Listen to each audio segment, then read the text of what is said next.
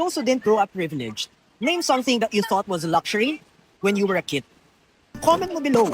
Kasi alam mo, yan ang sikat sa Facebook ngayon. And ako personally, may mga laban na hindi ko na kailangan harapin kasi pinasan na ng mga magulang ko. Don't get me wrong, hindi kami mayaman. Middle class lang kami.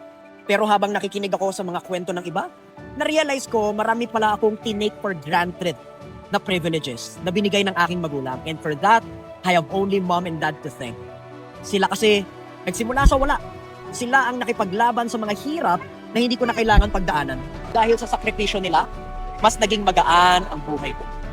Ngayon, habang pinalalaki ko ang sarili kong anak, masaramdam ko gaano kabigat yung binuhat nila para lamang mapagaan ang dinadaanan ko. Hindi dahil mas madali na ang buhay ngayon, kung hindi dahil mom and dad paved the way for me. Kaya bawat hakbang ko ngayon, nakatayo sa pundasyong sila mismo ang nagtayo. And for that, I'm deeply grateful. How about you, ikaw? Anong gusto mong ipagpasalamat kay nanay at tatay ngayon? Maybe now's the time to no longer take them for granted.